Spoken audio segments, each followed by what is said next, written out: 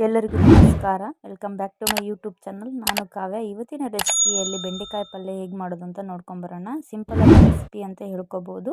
ಅದಕ್ಕಿಂತ ಮುಂಚೆ ಇನ್ನೆಲ್ಲ ನಮ್ಮ ಚಾನಲ್ಗೆ ಸಬ್ಸ್ಕ್ರೈಬ್ ಮಾಡ್ಕೊಂಡಿಲ್ಲ, ಪ್ಲೀಸ್ ಸಬ್ಸ್ಕ್ರೈಬ್ ಮಾಡ್ಕೊಳ್ಳಿ ಅಂತ ಹೇಳ್ತಾ, ಇಲ್ಲಿ ಒಂದು ಪ್ಯಾನ್ ಇಟ್ಕೊಂಡಿದ್ದೀನಿ. ಅದಕ್ಕೆ ಒಂದು 2 ಟೇಬಲ್ ಸ್ಪೂನಷ್ಟು ಆಯಿಲ್ ಹಾಕ್ಕೊಂಡು ಅದಕ್ಕೆ ಸಾಸಿವೆ ಜೀರಿಗೆ ಆ್ಯಡ್ ಮಾಡ್ಕೊಂಡಿದ್ದೀನಿ. ಸಾಸಿವೆ ಸಿಡಿದಾದ್ಮೇಲೆ ಒಂದು ಮೀಡಿಯಮ್ ಈರುಳ್ಳಿಯನ್ನು ಸ್ಲೈಸಾಗಿ ಕಟ್ ಮಾಡಿಕೊಂಡು ಆ್ಯಡ್ ಮಾಡ್ಕೊಂಡಿದ್ದೀನಿ. ಅದನ್ನು ಗೋಲ್ಡನ್ ಬ್ರೌನ್ ಆದಮೇಲೆ ಫ್ರೈ ಆಗಿದ್ಮೇಲೆ ಮೇಲಿಂದ ಸ್ವಲ್ಪ ಕರ್ಬೇವಿನ ಸೊಪ್ಪು ಹಾಕ್ಕೊಂಡಿದ್ದೀನಿ.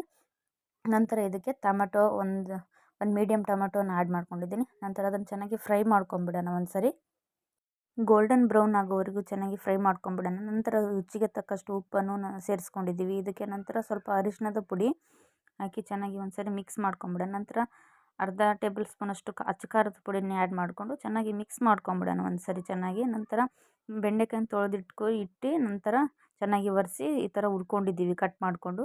ಅದಕ್ಕೆ ಇವಾಗ ಆ್ಯಡ್ ಮಾಡ್ಕೊತಾ ಇದ್ದೀವಿ. ಆ್ಯಡ್ ಮಾಡ್ಕೊಂಡಿದ ನಂತರ ಚೆನ್ನಾಗಿ ಎಲ್ಲ ಮಿಕ್ಸ್ ಮಾಡ್ಕೊಂಬಿಡೋಣ ಒಂದ್ಸರಿ. ಈ ಥರ ಮಿಕ್ಸ್ ಮಾಡ್ಕೊಂಬಿಡೋಣ. ಈ ರೀತಿ ಮಾಡೋದ್ರಿಂದ ತುಂಬಾ ಸ್ಮೂತಾಗಿರುತ್ತೆ. ಇವಾಗ ಇದಕ್ಕೆ ಅರ್ಧ ಗ್ಲಾಸ್ ನೀರಷ್ಟು ಹಾಕ್ಕೊಂಡು ಇವಾಗ ಬೇಯಿಸ್ಕೊಂಬಿಡೋಣ. ನಂತರ ಇಲ್ಲಿ ರೆಡಿಯಾಗಿದೆ ನೋಡಿ, ಸರ್ವ್ ಮಾಡ್ಕೊಂಡಿದ್ದೀನಿ. ಬಿಸಿ ರೊಟ್ಟಿ, ಚಪಾತಿ, ಅನ್ನಕ್ಕೆ ತುಂಬಾ ಕಾಂಬಿನೇಷನ್ ಆಗುತ್ತೆ ದಾಲ್ ಫ್ರೈ ಜೊತೆಗೆ.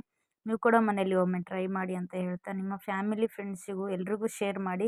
ನಮ್ಮ ಲಂಬಾಣಿ ಅಡುಗೆ ಮನೆ ಯೂಟ್ಯೂಬ್ ಚಾನಲ್ ನಿಮಗೂ ಇಷ್ಟ ಆದರೆ ಪ್ಲೀಸ್ ಸಬ್ಸ್ಕ್ರೈಬ್ ಮಾಡ್ಕೊಳೋದು ಮರಿಬೇಡಿ. ಏನಾದರೂ ಕಮೆಂಟ್ ಇದ್ದರೆ ನೀವು ಕಮೆಂಟಲ್ಲಿ ಮಾಡಿ ತಿಳಿಸ್ಕೊಬೋದು. Thank you for watching.